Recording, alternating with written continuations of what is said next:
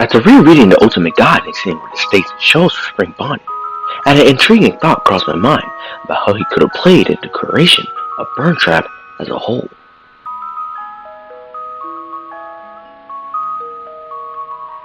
Throughout the series, we haven't seen much in terms of Spring Bonnie or his counterpart Fredbear, but only sparse looks at them in certain books and games. Within the games, we can see that the Spring Bonnie in The Ultimate Guide looks very different from the latest Spring Bonnie we see for Pizzeria Simulator, with Ultimate Guide Bonnie having a much smaller and narrower head than the one in Pizzeria Simulator. The yellow fur on Guide's Bonnie being a much duller yellow, his bow tie being much longer than it was in Pizzeria Simulator, and the nose being higher on the snout than in Pizzeria Simulator. With all of this in mind, this could lead some credence that there was in fact multiple versions of Spring Bonnie used in restaurants, which is further supported by Phone Guy's statement about temporary suits back in FNAF 3.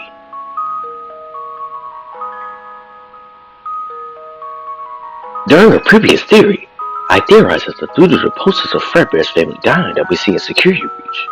as well as how old and withered these posters appear, it could be possible that during Henry's crusade to stop everything that William had kickstarted over the years, he could have returned to old establishments to find anything that needed to be destroyed alongside the last possessed animatronics, with only one of the locations he returned to being Fredbear's itself, gathering up the posters and placing those in his pizzeria.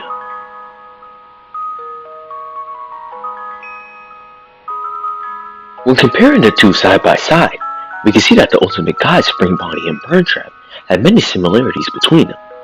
such as them having the exact same head shape, the ears having the same textures on them, albeit on Burn Trap they are burned and charred,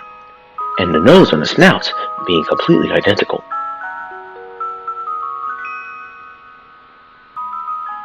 With all of this in mind, my theory is that during Henry's journey to find any relics that need to be burned in his restaurant, he could have found a spare Spring Bonnie suit in Fredbear's in one of the many abandoned Freddy locations, and seeing how deeply connected it is to William Anthony and his murders, Henry took the suit and placed it inside his restaurant, where it was burned alongside everything else at the end of Pizzeria Simulator. The remains of this suit will remain in the pizzeria for years until it was discovered by Fazbear Entertainment after they stumbled upon the remains of the pizzeria underneath their Pizzaplex. However, the suit would not be taken into the Pizzaplex's museum like the various other relics. Instead, it would be used by Vanny in order to rebuild after its physical form, with the charred and burnt suit being used as a chassis for Burn Trap as a whole.